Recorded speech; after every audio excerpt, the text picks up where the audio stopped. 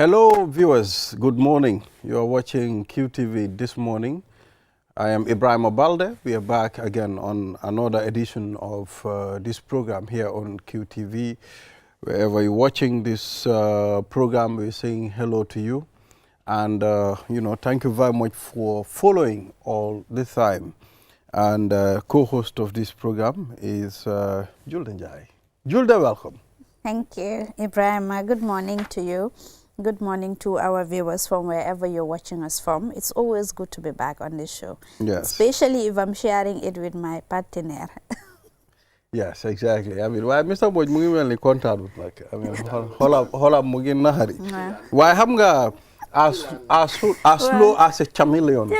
dafa lolu baaxut. Gis nga góor da nga gaaw.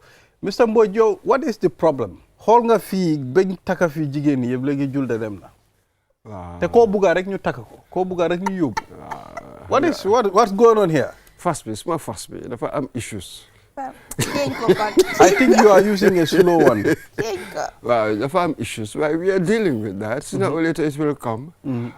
Yesterday, there was somebody, wow, man, somebody put somebody rek ñu taka ko. First it was Sirabaji, then Ashma Bah. Lady Jules is gone. So you see, I've got that power as well, though. So tegeen nit bot bu ko wax de noppil. No is a secret. So anyway, congratulations to Julde. I mean, we pray may Allah grant you all the blessings you aspire for in your new house. I mean, it's it's another environment. Yeah. And we pray may there be more peace, love, and harmony. You know, hanga ordinarily dañ ko waroon a taaj di ko aida. Hanga aida yu good hanga yi la gaay day jox ay 1 hour 2 hours. Wow. Of just talking. Door la waay you send missiles all the precepts. Wow. Why man like one thing dina leen aso jarut ñun ñu aida Julde. You know ñun xam nañ kuñ maye. Absolutely. So yàlla baax na. Jarut ñu aida ko. Yàlla baax na. Yeah, so the program rundown will take a look at the African code. From the code, then we will be reviewing the newspaper from the newspaper. Then the State Challenge Courts Authority on the FGM suit. I mean, we will be talking to Keksane, a journalist, and of course, brain and head injury awareness. And Dr. Anthony Jatta will be our guest on the program. I can see he's already in the building, waiting for his time to come on air. Yeah, so we will start with but first I'd like to address QTV directly on this platform. There cannot be a morning show without coffee. Lolo wax nañ ko fi, wax nañ ko, waxtaan nañ ko. Okay? I think there should be at least a negotiation. You said naka la ñu in the coffee bi. But it will be odd for QTV to have a platform like this morning without coffee. You know, all this mornings, all the programs that we watch all over the world, da nga gis ñu tegal leen ay coffee, okay? But how can you call a morning without coffee? And you're getting ready to conquer your day, you know? So I think QTV needs to review that, you know? So da nga protest on air. Well, dama protest. Wow. Use the opportunity to call on the dono ñi tamit ñu ñëw advertisement bi yooyu ñu sponsor coffee sponsorship bi meew yu neex yi ak yooyu noonu. Wow. Because xam nga coffee bi daf si baax. You know, so I think Bakary, we need to call you for a hearing. At least ñu mën a toog ak yow ñu waxtaan. Because affaire bi yëpp booy boobu la. Yeah, so we are back, Julde. We take the African proverb. So our African proverb this morning, it's from Egypt, and it reads, "The sun cannot be hidden." Short, precise, and to the point. The sun cannot be hidden. So condensed. It's a nice proverb. Something like that. Absolutely. Yeah. Certain things cannot be suppressed. Maybe for a while, I'm cloud, but I don't get the sun. But don't worry, it's there. Sooner or later, it will break through. Isn't it? Truth. By the time truth take its shoelaces, fake lies down around the world about 200 times. But don't worry, it will finish tying up its shoelaces and it will come. Yeah. Sooner or later it will come. It's an interesting ideal, I suppose. You know, I'm not sure whether it's always like that. But so how do they get away with all the things that they do? Let's take a good example of most world leaders who've served and their time is gone. They were trying to muffle some of their atrocities under the carpet.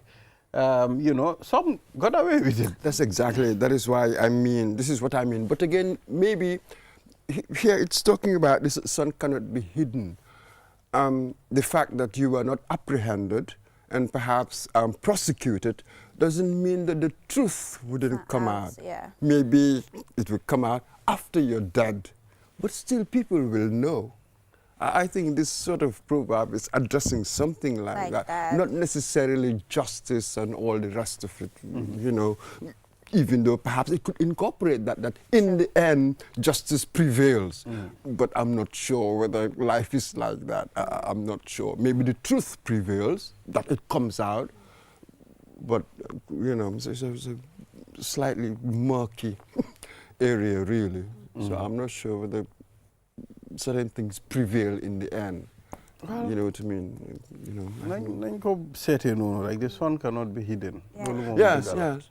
You know, or even talent, greatness. With certain people, maybe they might start off slow and perhaps you wouldn't see much potential in somehow, sooner or gradually, if it is in there, when it matures, comes out. Oh, you'll see. Gradual process.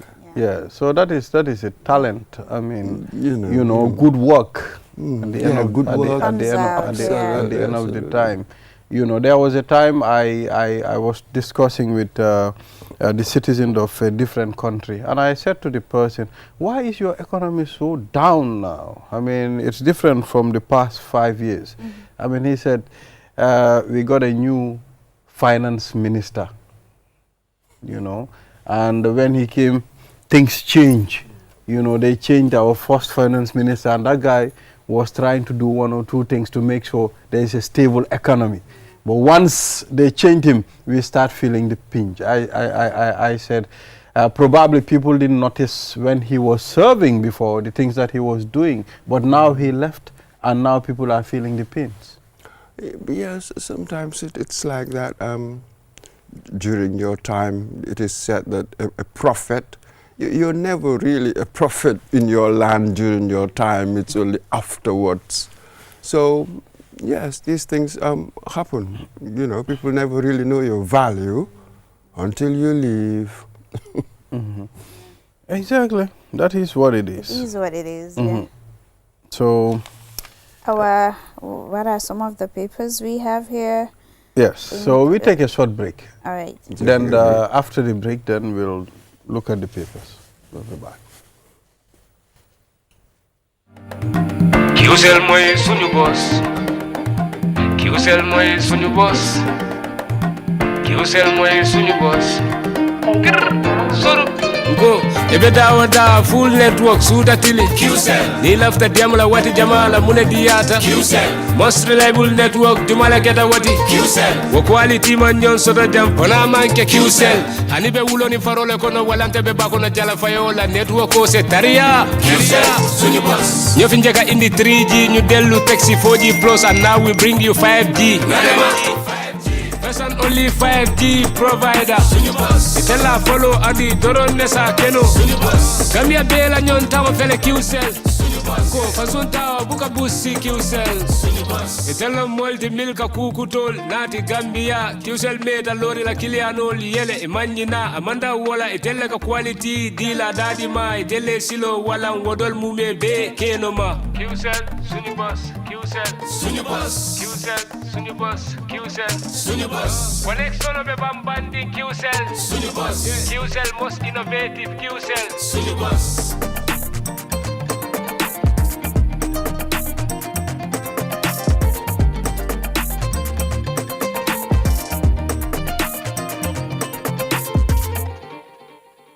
Q Money arti webi nafitoragol no yawi te non kadi no moƴƴi kiwmoni a wawa wadde piiji ɗin fow kala ko wonɗa wattu kala a wawa hendade mbuuɗi maɗin e o kiwmoni abke son a wawa nattinde mbuuɗi ma ɗum yaltina soda crédit soda kiw paaba soda ko falaɗa te non kadi wawa hen yoɓude himɓe e ko heewi ina wawi kadi nuldude kiwmoni yoɓa bilji maɗin te non kadi hendoɗa mbuuɗi ko yaasi nulda himɓe kadi mbuuɗi fi nafitoragol ɗum no weeɓi yahu ka play store ma ɗum ka app store fi wawa fuɗɗade fi heɓugol hen ko laaɓi noddu kiwmoni customer care e 133 kiwmoni suñu kalpe minen udditi lawol ngol si woɓɓe jokki kiwmoni.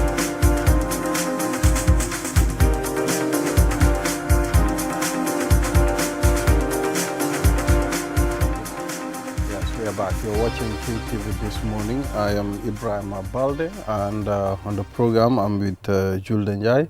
And Mr. Momodu Mboj is our newspaper review guest. And now we'll go through the stories on the, Fourier newspaper. And on one of their stories, we have Assembly passes bill imposing harsh penalties for murder and manslaughter.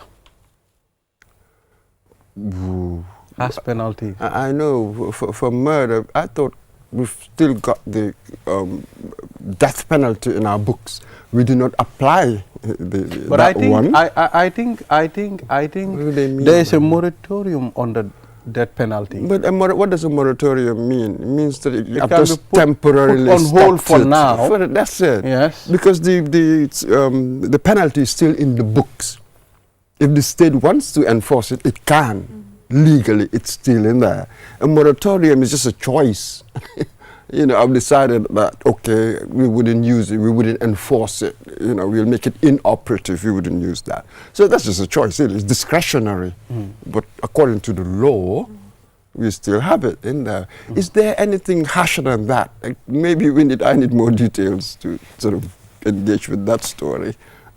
Probably closer to that. Is there anything harsher than the death penalty? Well, I don't. It depends. It depends. Yeah. It depends on the individual. The perpetrator itself.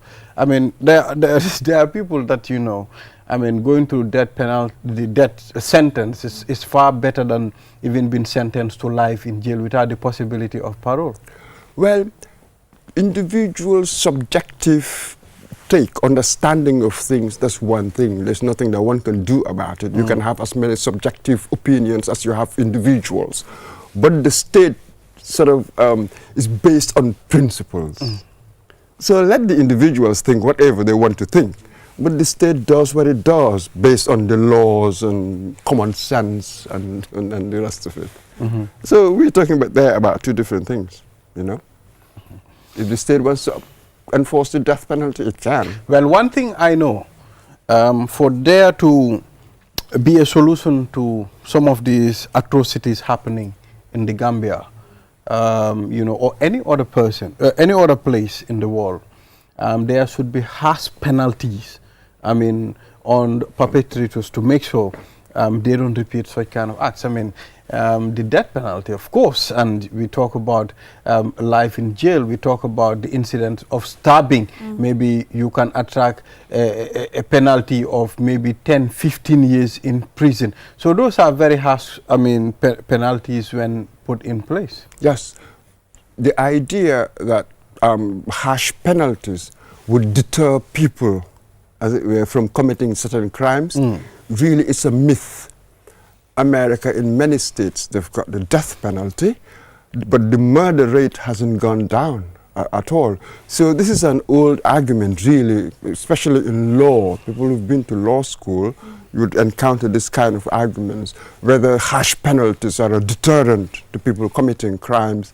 So far, I'm not sure whether we've got the evidence to make that assertion, to say that harsh penalties will deter people. I'm not so sure. There's no evidence for that. So let's just try to be just. Being just doesn't mean whether you're harsh or lenient, just sort of trying to think, what is appropriate for this? All right, so let's move on to the next story. All right. Yes. Because lawmakers, National Assembly member, pour ñu jëfandikoo suñ làkki cosaan yi si National Assembly bi. Wow, and it should.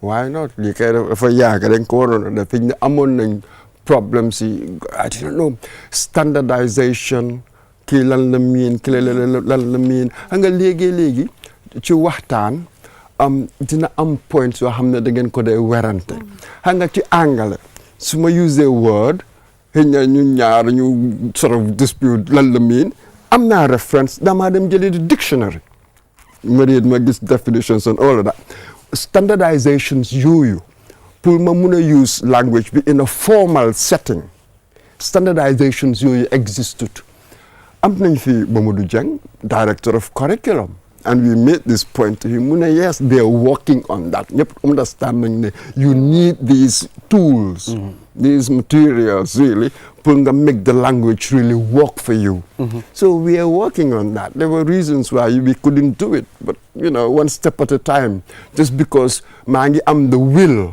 maa ngi bugg a def something calm down. Do you have the resources? Xam nga bëgguñ gesture politics you know what I mean xam nga di wër di wax di right things and all of that whereas the conditions do not exist pour nga implement such things. So hang on, one has to be mature about this. You know, I think we'll get there. We'll get there, absolutely. If Senegal can do it, why not us? And I think it's important to preserve our languages, cultures, and tradition. And one way to actually preserve that is to ensure that you include in curriculums, you know, at a very early age. You need sometimes I guess Pol Bohamne de good Pol, Olof Bohamne de good Olof Sauce Bohamne de good sauce. So all these things munga ko avoid by including these national libis, curriculums in schools to be able to learn, especially major languages you have that they use field, that is the likes of Mandinka, Fula, and the Wolof. You know, I think that is very important. You see, when you have the cultural argument, there's a deeper one, the learning one, the cognitive development, the human brain itself, the cognitive development of the person.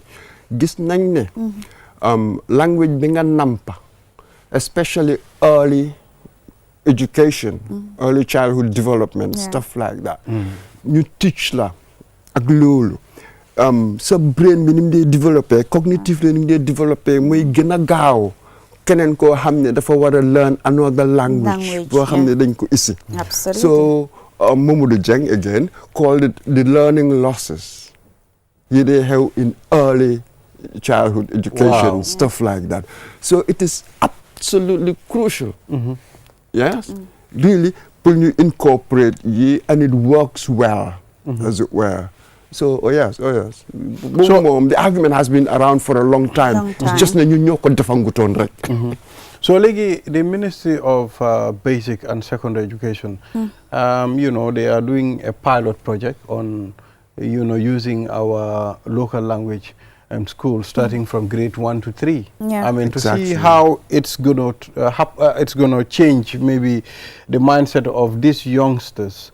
Probably it will create more understanding as to the area of studies and will create more confidence as well. Because sometimes expressing yourself in another man's language could be very, challenging for some people.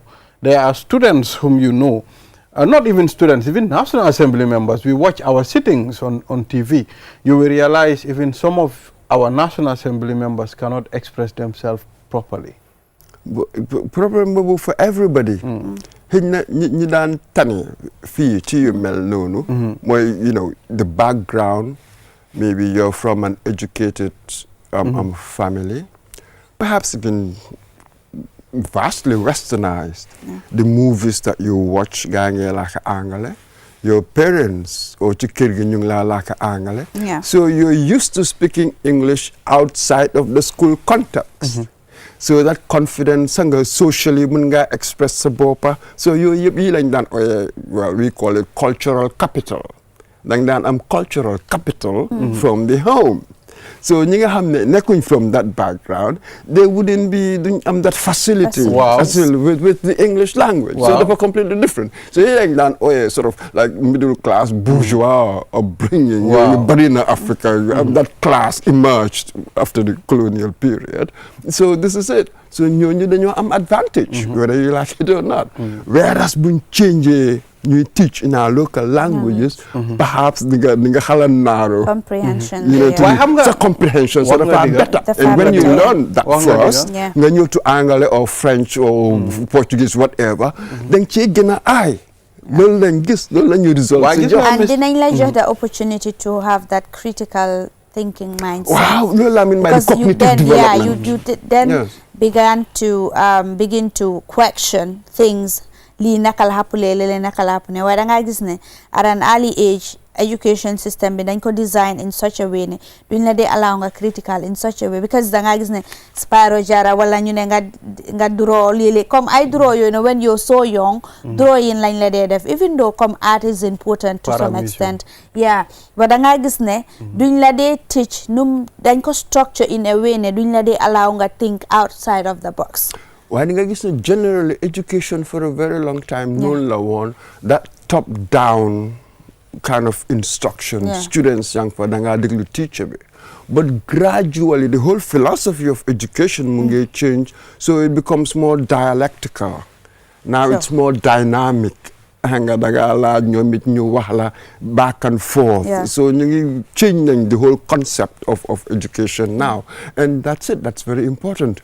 Pull critical thinking to my mind, that is the most valuable resource hanga in my intellectual armory. Hanga critical thinking moom nga di nit lu nekk su ma amee employee li ma gën a laaj ci suma employee mooy sa critical thinking when you are in a situation, how do you analyze the situation, decision making, xam nga that sort of thing. Foog naa mooy the royalty of the intellect. Well dama daan wax imagination, maybe ñoom ñaar the imagination bu mooy the best intellect, but critical thinking is absolutely it's everything. Understanding. Anyway, dama ko dee derive the from angle of this approaching analysis. Problems. The angle of approaching problems. You know, how to bring positive solutions. You know, it's also significant. Comme ñun suñ time xale ñun suñ time xale ñu bëri si ñun we were not amuñ access to televisions. Understand nga? Yow da ngaa gis ne sax okay fine educational level suñ morom yoo xam ne time boobu noonu ñoo am access to those things ak ñun dafa xaw a different, you know why? Because ñoom they have those am nañ access boobu, understand? So man at some point comme suma doomi nii dama bañoon pour ñuy seetaan TV time school comme su nekkee Monday to Friday dama de you don't watch television. Why after ma realize na these people su ñoo seetaan télé da ngaa gis léegi gars yi di mun a sàcc yeena da ngaa gis léegi dama lay toog ma test lan mooy the meaning of this te dañ la ko dee mun a wax so ma feel ne okay technology is playing a role now in education. So doo mun a baan gaay because ñun time boobu da ngaa dégg dem leen tëdda guddi na dem leen tëdda kenn du fi seetaan télé so yooyu lañ why it's changing because the kids are using it to learn. Let me tell you, let's go back. Be calculated in your way. Once my period in the 70s and 80s, school. So instead of maths or arithmetic tests, doing that allow can they use really calculators. I'm on a Casio watches, then I'm on calculators. So use the guy displays a call and all of that. It wasn't allowed at all. Now this was interesting. So man, for some reason, luckily, I went to England, madam them for school. I remember our first maths test. The teacher came in, I'm a box. I calculators your phone and you join your couple you use. So this radical contrast, man, faced this radical contrast quite early in my life. So I sat there, I couldn't do my test. It was just very bizarre. I didn't have the language to explain what was just happening. It was just later Magisco. So we got on to incorporating technology into our education, even though we thought we were okay, time 70s and 80s, and we had good teachers, we had good stuff. Why nanda get the son? You know what I mean? Man, loolu daf ko expose perfectly well. So lan la xew in the end biñ magee ñu bari functions yu bari te calculator mënuñ ko use. It was unbelievable. A lot of people, functions yu bari te calculator mënuñ ko use. Like it wasn't incorporated. So léegi nag moom xam nga ku nekk nga talk about let's bring in technology into education yëpp dafa so with your kids TV certainly boy you control ban programme nga how long nga watch ma yooyu laa dee gis naa la jox 2 or 3 hours switch off. Do you need to go and do your homework? Do you even need to read? Are we going to have a reading hour?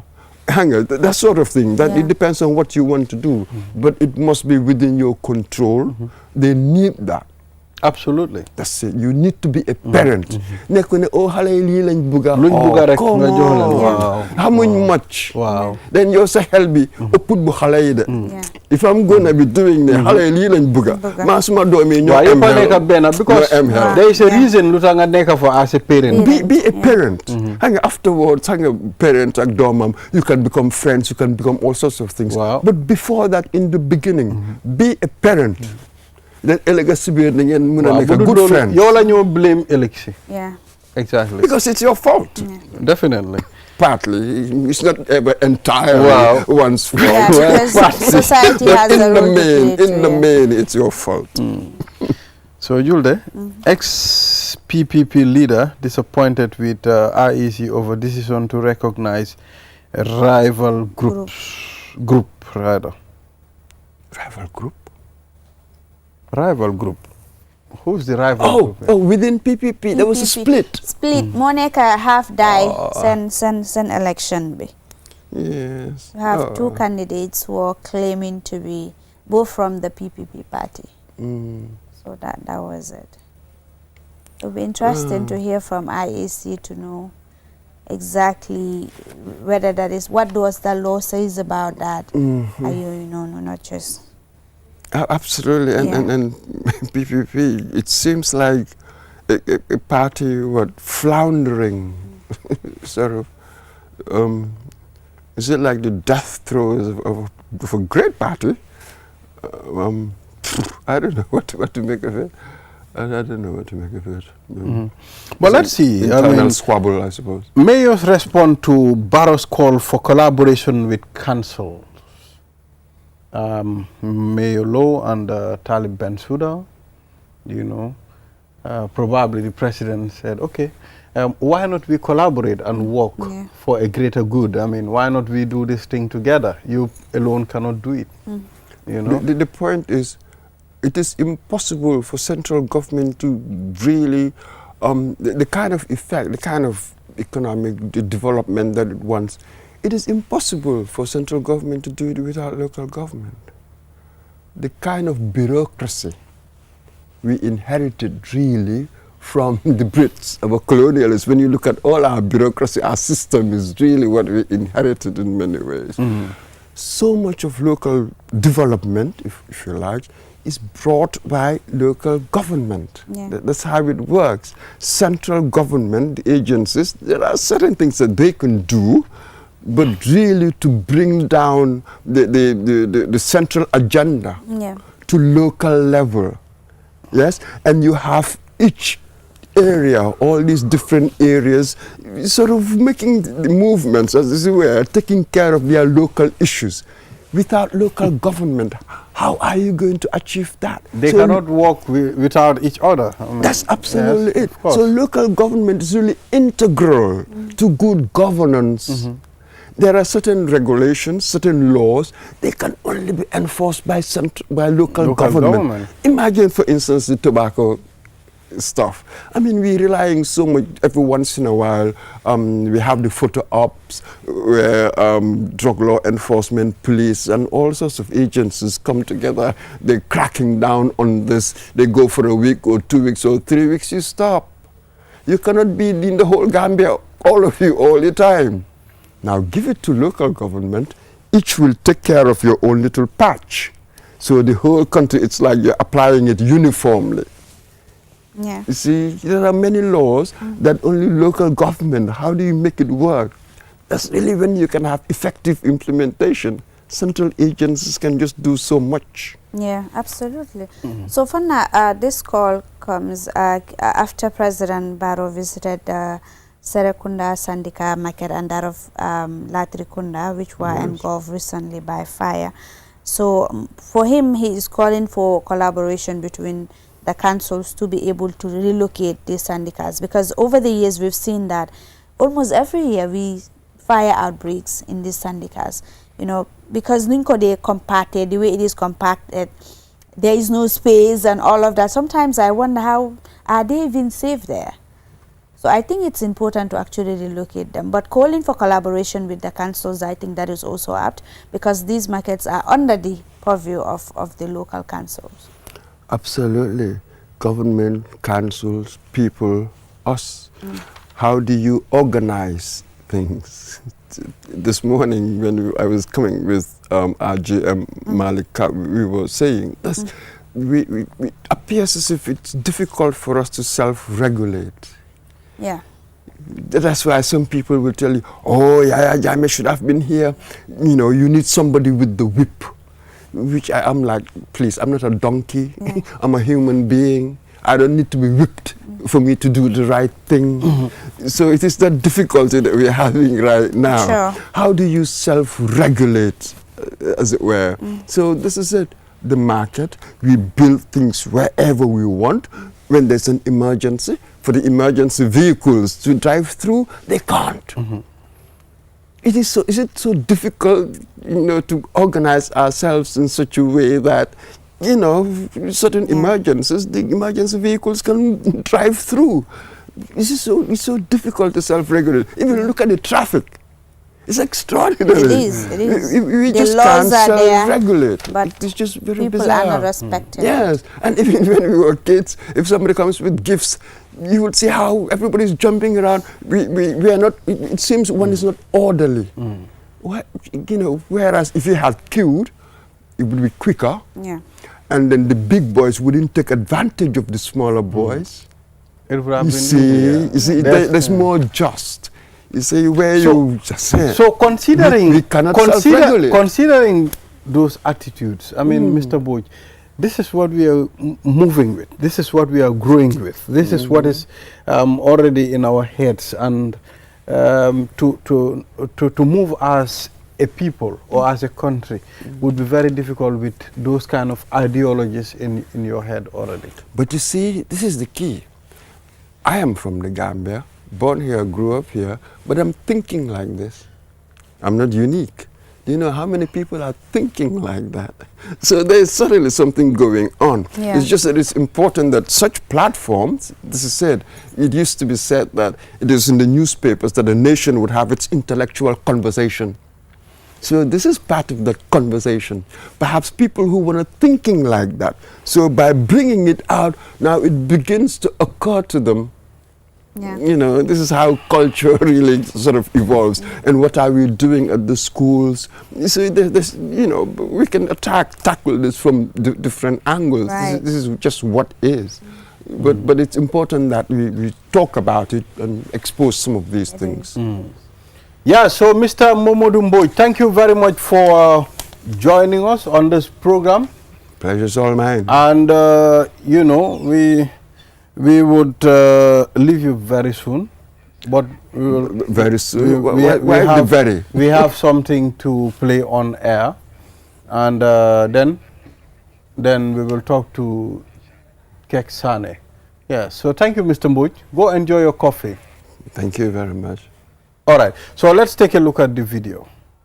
On 4th March 2024, Member of Parliament for Fonyi, Councillor Almame Jiba, introduced a bill to the National Assembly calling for the repeal of the law that prohibits female circumcision in the Gambia. The practice, which is frequently justified on cultural and religious grounds, has sparked ongoing national debate. However, on 15th July 2024, the National Assembly rejected the bill following a report from the Health and Gender Committee. Now, Honorable Jiba has taken the matter to the Supreme Court, seeking to decriminalize female circumcision. The Supreme Court was set to hear a preliminary objection filed by Honorable Jiba. However, State Counsel A.A. Wakawa submitted a request to Chief Justice Hassan B. Jallow, urging the court to strike out the case due to a lack of jurisdiction, as outlined in Section 127 of the 1997 Constitution. This section defines the original jurisdiction of the Supreme Court, which includes the interpretation and enforcement of the Constitution, with the exception of matters relating to fundamental human rights and freedoms. In response, Lamin J. Dabo, the lawyer representing the complainants, requested additional time to respond to the State Council's submission before the court. Justice Hassan B. Jallow granted the request and adjourned the case until Wednesday, 8 March 2024, to allow the complainant's lawyer sufficient time to prepare a response. Speaking to the press, Counsel Lamin J. Dabo expressed his appreciation to the court's decision to grant him additional time to respond to the state's application to dismiss the case. For me, I do not disparage anybody's views on either side of the divide. Obviously, it is a contentious issue, no doubt about that. It is agonizing. But at the end of the day, that is what democratic processes are for. The Supreme Court is sitting there, is the head of the court system in the Gambia. So it's better to go to the courts than, like I said, meet in the streets and start throwing stones at each other. So the court, I'm very grateful to the court for giving me time, because the matter is actually slated for hearing today. But the court was generous enough to give me time. Honorable Jiba, meanwhile, clarified that although Lamin J. Dabo had joined his legal team, there had been no charges to the overall strategy. When we met him, he didn't even charge us for a butut as a consultation fee, or even to meet him in general to ask for something. So I think what I would do, ask the entire Gambian Muslim Ummah, the traditional leaders, the imams, the society, and people who are Gambians. We need to make a honorable prayer to lawyer J. Dabo for his stood. I am saying to you free, when we met others were charging us for 3 million, 6 million, 1.5 million, 2 million for a case. So he coming up to take this case pro bonus, free of charge. He didn't even charge us for a butut. The court's decision will be crucial, as it will determine whether the case will... Jiba, you should have come at least. I would have charged you at least 250,000. 250,000 dollars to be your lawyer. Yeah. I mean, it's easy. Yeah, so we have Keksane on the line, and Keks will take us through. Yeah. And this discussion, as you know, some of the National Assembly members, challenge the FGM should, to court. Supreme Court. To the Supreme Court. So, Keksane, how are you? Fine, thank you, brother. How are you, sir? It's good to have you. How are you? How have you been, my brother? We're managing. We thank God for everything that we are still surviving. All right. So from that story, I would like to know what is the basis of this challenge? Yeah, actually, if we throw our minds back into a few months ago, 6 months, 7 months ago, the country was actually tense when actually there was a bill that was actually tabled before the National Assembly to amend the Women's Act 2010. Mm-hmm. That means to insert two provisions there, that is Section 32A and B, which actually ban the practice of female circumcision in the Gambia, or as we'll call it, FGM. And this was being an intensive debate, and so many camps have emerged, those who are actually in for the banning and those who said it's their religious practice and also it's their cultural practice and other beliefs. Insist that this law should nobody should be criminalized for practicing your culture and other things. And this all started when few women in URR actually were prosecuted by the courts, for actually practicing the female circumcision, and the Islamic scholars actually get up and they pay their fines, and actually since then the issue has started with Almame Jiba actually coming with a law that will actually remove the ban that was passed by former President Yahya Jammeh for the practice of the female circumcision. But actually the members of the National Assembly maintain this and even insert other provisions to punish anybody who is found practicing this. So this was what the decision of the National Assembly was. From there, Almame Jiba picked up the case and went to the Supreme Court with 7 other people to challenge this decision. Some are Islamic scholars, Islamic groups, and some are youth groups that associate themselves with the religions of Islam.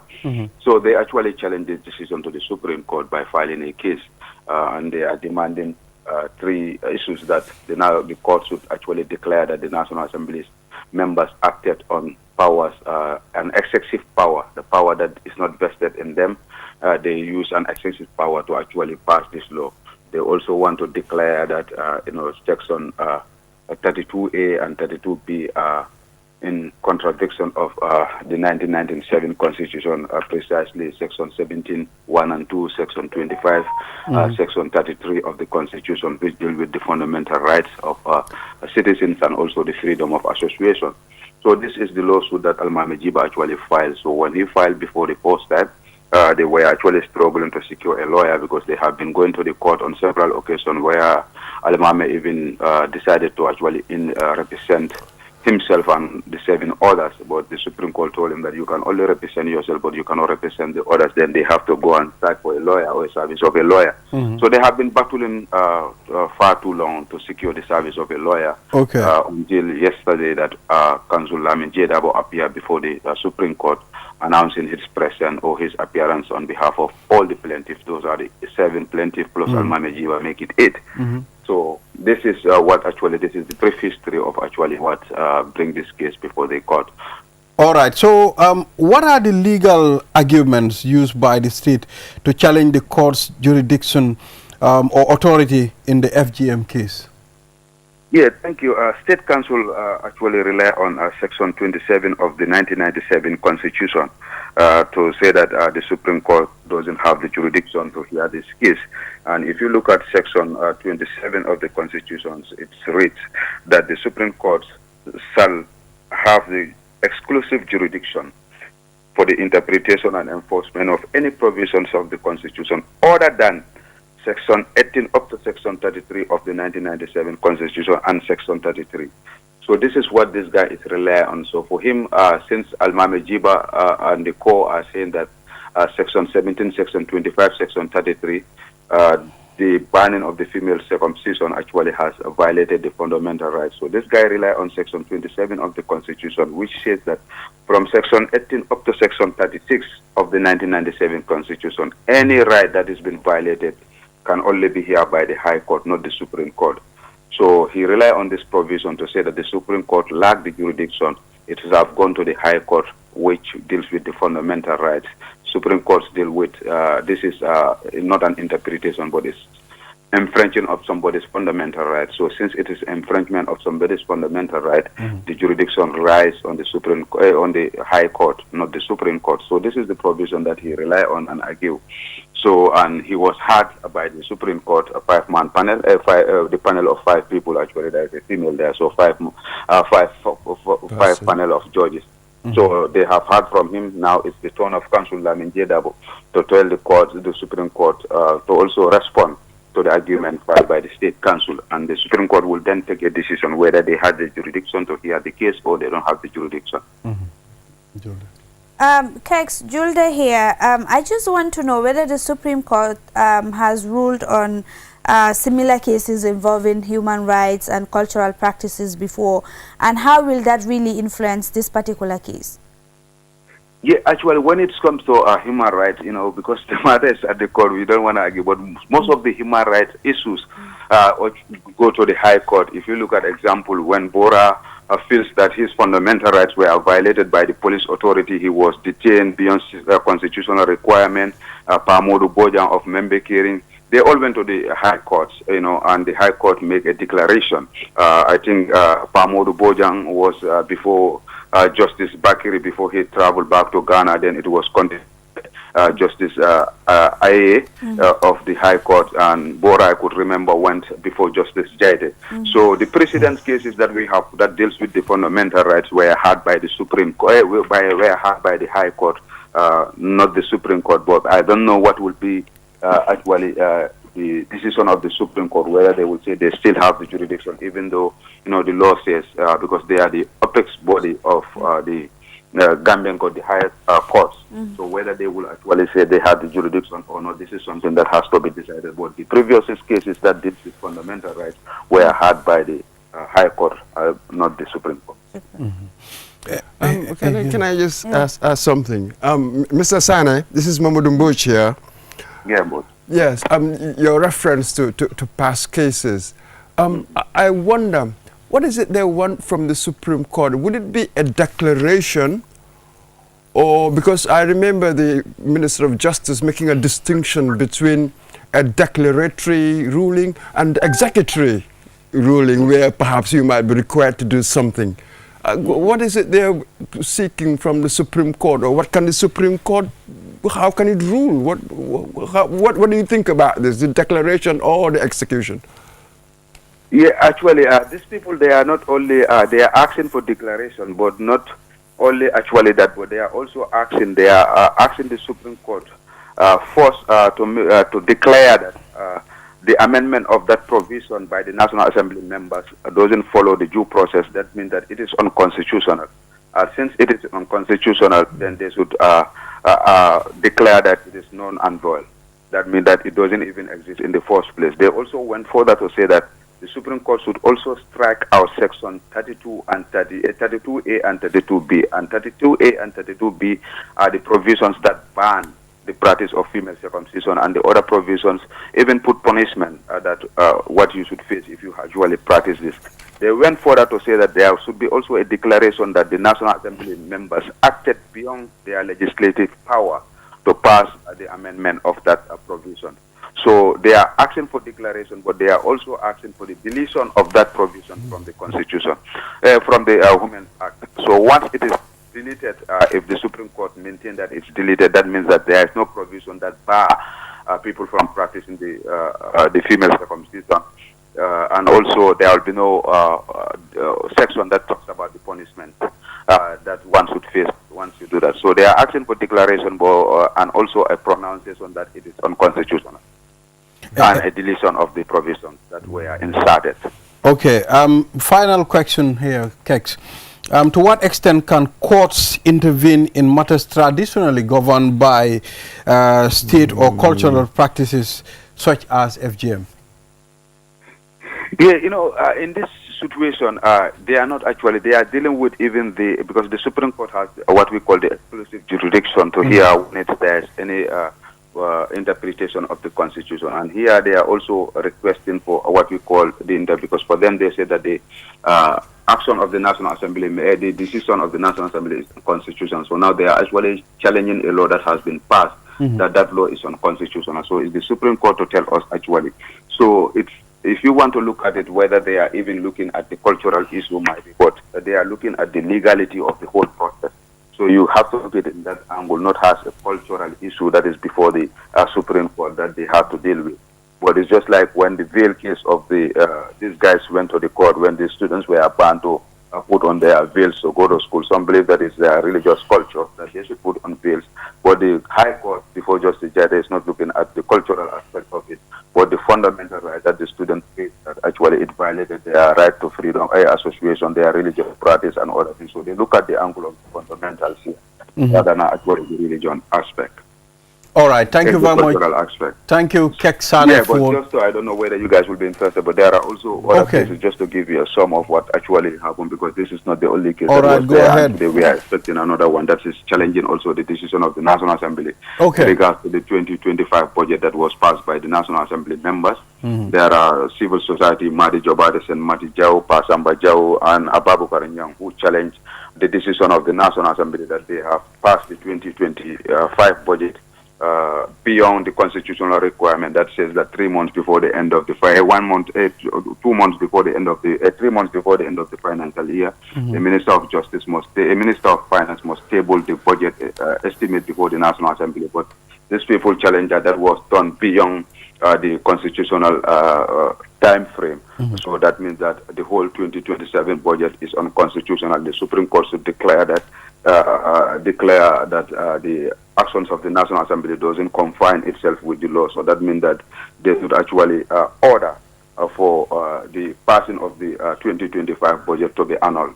So this is also before the court, which the Supreme Court today will hear this matter, and the other cases that actually challenge the decision of the National Assembly to pass a law that will give the power of the president to pardon people that are found by the Commission of Inquiry. We all know that there was a Commission of Inquiry that was established, that we call it Jane Commission, and it has passed certain people from holding public office. But we have seen that the National Assembly has passed a law that gives the power to the president to actually pardon people who are found by the Commission of Inquiry. And some people were actually, their bans were lifted and they were appointed in various government positions. And few Gambians coalition for a Progressive Gambia and myself, Kemes and Sane, has challenged this decision before the Supreme Court. And yesterday, the Supreme Court had us, they allow us to file our motion before the Supreme Court, to amend our processes. And this was granted by the Supreme Court, even though we went beyond the time frame. But due to the kindness of the Supreme Court, the panel, they actually allow us with a warning for the next time, and our motion is actually being accepted to amend our processes. Now is the turn of the state to actually respond to our arguments, and we will pick it from there. Thank you. Thank you, Kemes and Sane, for talking to us on QTV this morning, and looking forward to more engagements in the future. Thank you. All right. Yeah, so, court issues. Boy, so much to take in there. So much stuff. But a job well done to Keksane. I mean, the issues of courts, I mean, he is always up to date, updating people on social media as to what is happening, and, certain sittings as well. So thank you very much. Keep pushing and keep doing a good job. Oh, absolutely. Yeah. Sort of a man very much on top of his brief. So the explanation there, very clear. I'm really, fantastic. Yeah, so on this note, Mr. Momodu Mboj will like to take a leave of you so that you can go do one or two things upstairs. African News is waiting for you. Yes, at this point, we'll take a short break. After the break, then we'll talk to Dr. Anthony Jata on brain and head injury. Q money imurundana ne koteke anila ni mobile app sone yaringo alanna yata ndu ise kuol bekeno ibeda woda wati ise munafano ila kodola anin Q money la ni mobile app kuto ise kodo dundino ye kodo fintinde ise credit ko sanno ye Q power sang ye fengol sang ndu fanan ise mol jono anin ku jamalu ise Q money kino yela bilol jo ndu fanan bantala banko se kodo kiyeno ise kodo fanan kino do kotenge kurke munafanyina a download sign Play Store anin App Store ni lafta kusena sotoje Q-Money customer care commandi 133 Q-Money suñu kalpe ntolle nga silo walang dole mol noma Q-Money delsina ak sen mobile app bu bes bi orna gawna te hit mun nga ko jefande ko pour def ci lo buga fo mun dine watu bu ne mun nga jot sa halis ak Q-Money mobile app bu bes bi mun nga dugal halis gene halis jënd ci credit jënd ci Q power jënd lo buga ak yu bari mun nga ci yone Q-Money fay sa bill si jot xaalis bitim réew yónnee xaalis ci noo ko bëggee looy def yombana downloadal app bi léegi ca Play Store bu dul loolu App Store pour nga door pour am si lu leer koolal Q-Money customer care si 133 Q-Money suñu kalpe ñoo xaali yoon wi ñeneen toppa. Q-Money is back again with its easy-to-use, secure and convenient mobile app that allows you to carry out all your transactions. No matter where you are or what time it is, you can always access your funds. With the new Q-Money app, you can cash in and out, buy credit, buy Q-Power, shop, make payments, and so much more. You can also send Q-Money, pay bills, receive international remittances, and transfer cash to others. Just download the app from your Play Store or App Store and get started. For more information, call customer care on 133. Q-Money, Sinu Kalpe. We innovate, others follow. Qcell mooy suñu boss. Qcell mooy suñu boss. Qcell mooy suñu boss. Sorup. Go, ebeda wada full network suda tili. QCell. Ni lafta diamala wati jamala mune diata. QCell. Most reliable network jumala keta wati. QCell. Wo quality man nyon soda jam ona manke QCell. Hanibe wulo ni farole kono walante be bako na jala fayola network ko se taria. QCell. Sunny boss. Nyo finjaka indi 3G new delu taxi 4G plus and now we bring you 5G. 5G. First and only 5G provider. Sunny boss. Itella follow adi doron nesa keno. Sunny boss. Gambia bela nyon tawo fele QCell. Sunny boss. Ko fasunta buka busi QCell. Sunny boss. Itella multi milka kukutol nati Gambia QCell meta lori la kilianol yele imanyina amanda wala itella ka quality dila dadi ma itelle silo wala wodol mume be keno ma. QCell Sunny boss. QCell Sunny boss. QCell Sunny boss. QCell Sunny boss. Connect solo be bambandi QCell Sunny boss. QCell most innovative QCell Sunny boss.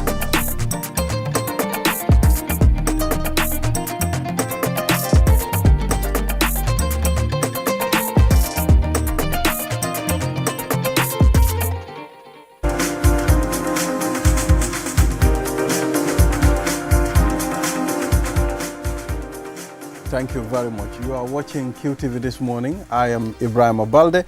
Now let's head to the last segment of this program. And we'll be talking about brain and head injury awareness. I mean, you know, very important. I mean, when you talk about the brain and the head itself, you cannot emphasize how significant, you know, it is. Without the brain, you are not the human being. So it plays a very important role. And we have Dr. Anthony Jata here. Doctor, it's good to have you here. Thank you, Mr. Balde.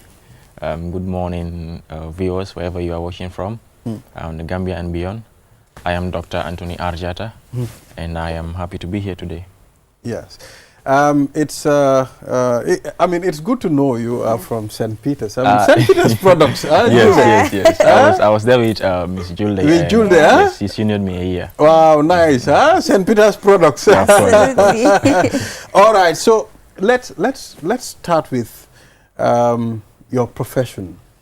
I'm pretty sure maybe you are a brain expert or head or something. Please tell us about your profession. Okay, well, for a start, I am not a brain expert or a head expert. Okay. Yes, I recently graduated from medical school at the UTG. UTG. Yes, and I am about to start my housemanship, which is the basically the beginning of a medical career. Yes, so I am equally the president of Banjul Mission Brain, which is a health organization that is focused on promoting awareness on certain neurosurgical conditions such as head injury, which we'll be discussing today, others like epilepsy and so many others. We also try to encourage medical students to kind of look into the option of neurosurgery or other neurosciences, since those are areas which are very much lacking in our country in a way of specializing. So we also do research on neurosurgical conditions and also anything that is related to neurosciences. Yeah. What is brain or head injury, and what leads to the conditions? Okay, so when we talk about head injuries, this refers to any external injury or any external impact that causes damage to the scalp, that is the skin on your head, the skull, or the brain, which is inside. And when we talk about head injury, we talk about the causes which includes road traffic accidents, falls from heights, assaults which involves violence, and sometimes sports injuries. So it is important to note that head injuries is not only a Gambian problem per se. It is a global problem, as it is taking over, becoming one of the leading causes of mortality and disability which are related to injury. So it is very much important for us to talk about it so that we can increase awareness, at least for our local community, so that we can try and reduce the incidences of head injuries. So the organization itself, Banjul Mission Brain, when was it established? And since the establishment of the organization, because you mentioned initially about research something, Yes. have you conducted research to ascertain the number of brain and head injuries we have in the Gambia? We are quite a new organization. Okay. We were established we launched in September of last year, and so far, yes, we did research in the area of head injury, which I'll be happy to share some of the statistics we were able to find. And one of my colleagues is also doing another research in spine injury, and so we'll be coming up with more research and more activities. So talk to us about the head injury bit of it, because I'm really interested to know the statistics that we have in country, because this is an area that we don't usually talk about. Yes, yes. It is not something that is very much spoken about. Most of the health awareness issues are focused more on other health conditions. Of course, head injury is something that is becoming a very much of a problem in our country. So when we talk about head injury, we want to talk about the causes. And most of the causes that we see in country are causes that are related to road traffic accidents, or some would like to say it is not an accident, but they call it road traffic crashes, because when they say they are accidents, it is as if they occurred by chance, when in fact it was due to driver negligence or some other factors. So another cause of head injury that we see in our setting is falls from height, which we usually see in children who would climb trees to go and cut fruit. And in the hospital, there is a period we call the mango season, where we see so many children coming with injuries, broken bones, fractures, and all that. And this is because mostly they go to climb these mango trees to cut the fruit. And also we see head injuries that come as a result of assault, that is from people fighting. And these are usually seen in young guys. So for the study that we did a study between from July 2022 to June 2023, which was a 1-year study period, and we looked at the amount of head injuries that were seen by the neurosurgery unit, and during that period we saw 208 cases of head injury. Now this is not national statistics. This is just a statistics that was gotten from the one health facility, from EFSTH, and out of these 200, so this comprised of about 10% of the total neurosurgical cases that were seen within that year. So mind you, there are so many other neurosurgical conditions, but head injury alone accounted for 10% from this study that we did. So this alone will tell you how much of a problem head injury is. So what are the dangers of a significant head injury? Well, of course, the dangers, the head is a very important part of the body, as you have said earlier, because it houses the brain, which basically controls every part of the body. So before we come to the dangers, I would just like to give a brief rundown of how a person presents with a head injury. So let's say, for instance, a person suffers exactly the signs and symptoms. Suffers an impact from an accident, or perhaps a young guy was just playing football and he hit his head on the goalpost. So some of the immediate symptoms that can be seen is, of course, this person can have headache, they can have blood vision, they can have nausea, that is a feeling of vomiting, and they can have they can even lose their consciousness, that is depending on how severe this the impact is. So those are some of the ways in which head injury presents, and sometimes if it goes on for a long time and nothing has been done, the person can have mood changes, they can have forgetfulness, and also memory loss. So these are some of the ways in which one presents with head injury. For the toddlers and babies, in most cases, especially if they are crawling, you see in most times they fall down, sometimes their heads are swollen and all of that.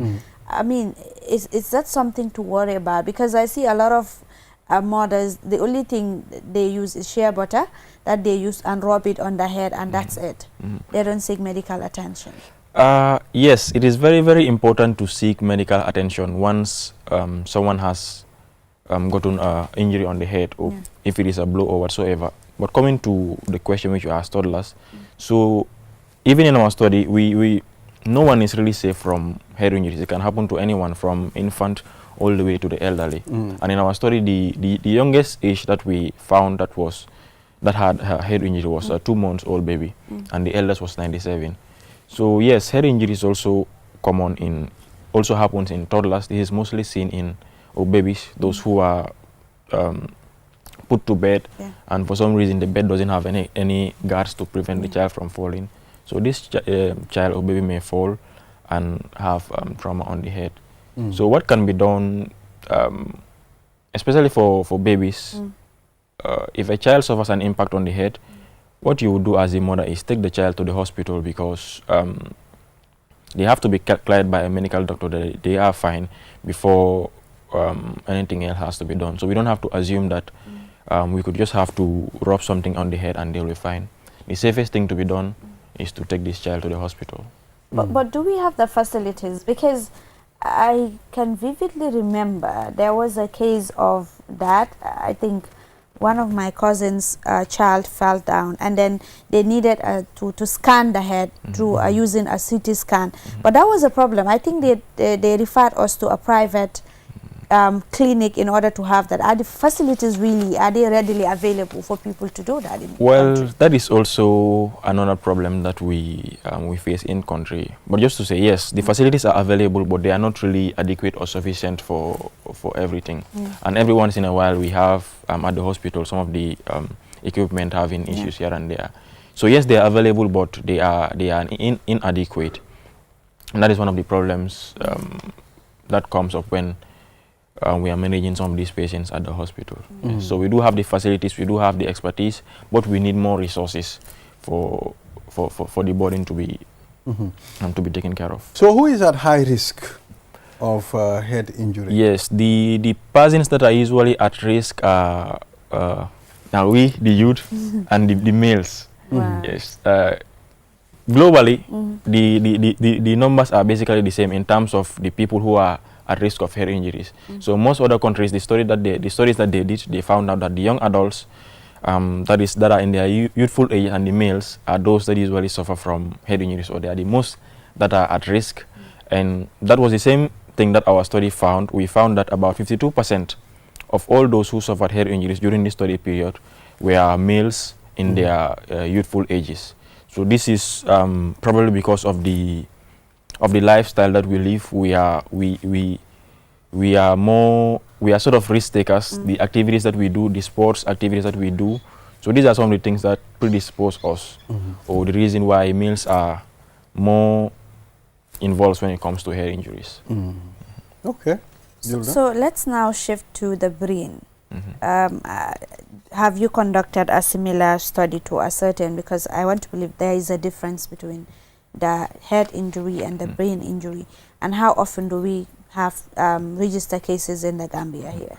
Well, you cannot really kind of separate the two, the head or but the there brain. There is, I want to believe there is a difference. So yes, there is also, when we say head injury, we are referring to traumatic brain injury. So you can have a head injury, but it may not really kind of be that severe to the point of affecting the brain. So it may just be maybe probably an abrasion on your scalp or laceration. You could also have a head injury that is so severe that it goes on to affect your brain. And of course, we do see some of those cases at the hospital where it is so severe, and these are mostly the patients that would end up losing their lives because of the severity. But is it treatable? Well, it depends on the severity. So sometimes when you have a head injury, and for our study, what we found out that most of the individuals who had head injury had what we call subdural hematoma. This is basically a collection of blood between the skull and the brain tissue itself. So when these patients have these issues, neurosurgeons would go in and do their neurosurgical procedures, and they will evacuate this blood from the head. So yes, some of it is treatable, but if it is so severe to the point that the brain has been damaged, the person might suffer some long-term complications. So how often do you think a person should go and then conduct a test generally? Because I know that's a problem in this country. Like, people just go on in a medical facility to get tested to know actually their status.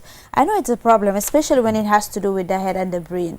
How often should people get themselves tested or diagnosed to actually know what really happens to them? Well, for other conditions of the body, or generally, just as you said, it is important every once in a while you have to go and get yourself checked, check your blood sugar, check your blood pressure, and all those other things. But in terms of the head, what we mostly emphasize on in terms of the awareness is that if you suffer a road traffic accident, or if you have any form of trauma on your head, if you are fighting and someone hit you on your head, try and go and get yourself checked at the hospital, because we also hear stories of people that have suffered these incidences where they had injuries on their head, but they played it off. They thought it wasn't anything serious, and some days later they end up suffering some of these complications. And so it is very important. I even have a personal story of a childhood friend of mine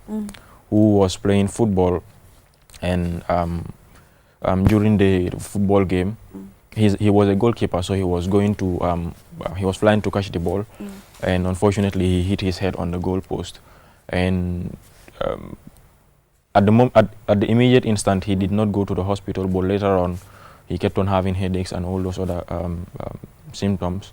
So by the time he was rushed to the hospital, it was late, and then he lost his life. Yes. So that was one of the personal experiences I had, and yeah, it was really a tough one for the community. So what are the common signs of brain injury?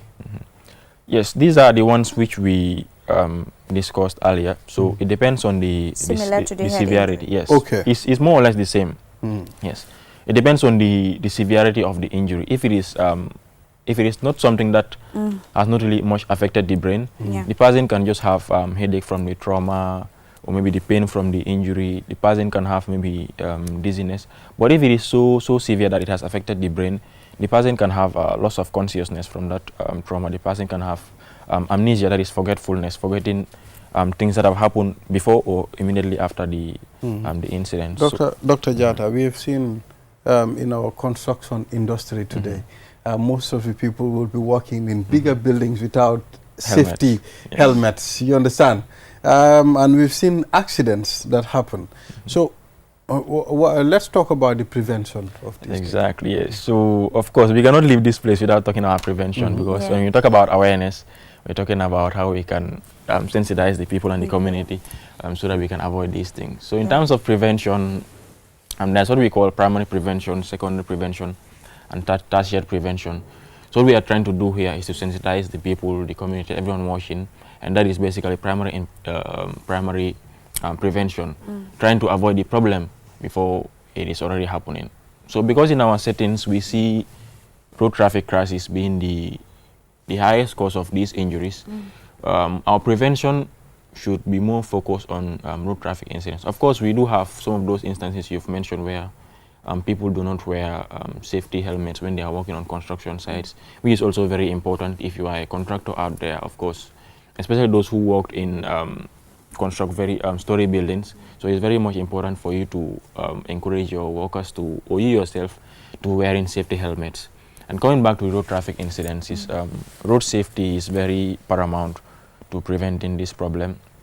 I was fortunate enough to share a seminar with Commissioner Kinkoli, where he discussed on the side of the police as to the things they are doing, and of course they are doing very much wonderfully in trying to promote road safety. So road safety is very much important to you, to me, to the pedestrian. If you are a driver out there, you are driving, fasten your seatbelt. If you are a pedestrian out there, try to follow the road safety protocols. When you're crossing, use the zebra crossing. And some people would say, I am a very safe driver, I can drive, so I don't need seatbelt because I will not be in an accident. But what we also have to understand is that accidents, they do not only solely rely on you as a driver. You can be the safest driver in the world, but someone out there will just come out from nowhere and crash on your vehicle. So let's follow the road safety protocols. Let's, when we're crossing the roads, let's be mindful. If you are a motorcycle rider, try and wear your helmet, because also most of the severities that are seen with those who are riding motorcycles but they do not have crash helmets on. And so these are some of the preventive mechanisms that can be used. And also coming to falls from height, which is usually seen in children.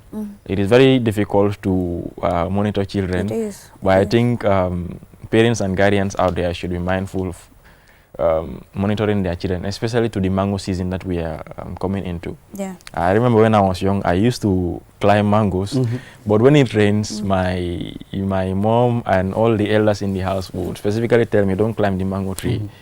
when it's raining or after it has stopped raining, because at that time the stems are wet. The and possibility of you slipping and falling. Yes, is high.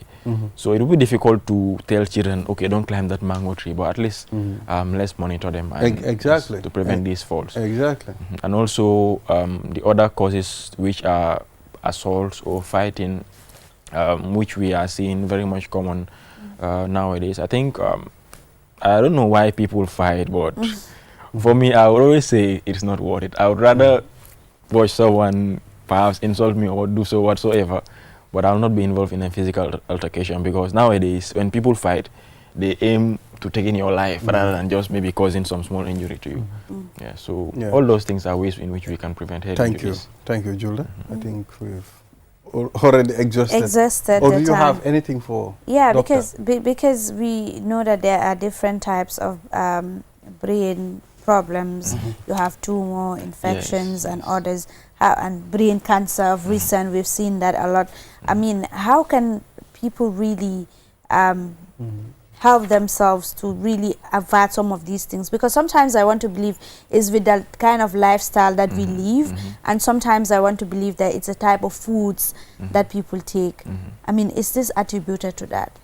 Well, at least for head injury, we know the ones that we know the causes. Yes. From the road traffic accidents, from the falls, and also to the assaults. Yeah. But in terms of the other brain problems, tumors, some of them can be congenital, especially which is that is like you are born with it. It's mostly seen with kids, but some of them can also be as a result of old age. Some of these brain problems can be a result of old age, because whilst you are aging, you also tend to find out that the brain shrinks in size, and it comes with all these problems of Alzheimer's, dementia. So some of them are related to age. So moving forward, advocacy, how are you stepping up as far as the advocacy is concerned? Well, yes, at least this is one platform. Yes, this is of course this is one platform. We had one earlier, March 20th. That is the World Head Injury Awareness Day. Banjul Mission Brain invited consultant neurosurgeon Dr. Jabang and some of his colleagues at the neurosurgery unit. We invited the Commissioner King Koli, Dr. Paul Bass, and some other officials who gave a seminar on head injury. So that was one of the things we did in terms of awareness. We also use our social media platforms where we post some of these awareness messages. And also today I'm happy that I am here to discuss more on the issue. So this is how far we have come, and we'll be doing more of it. Thank you, Dr. Jata. And we hope to engage you more in the future. Yes, hopefully. Yeah, so Julia, this is all we have. Until we come your way tomorrow for another edition of QTV This Morning. This morning, yeah. So enjoy the rest of our programs. Have a wonderful day. Bye-bye.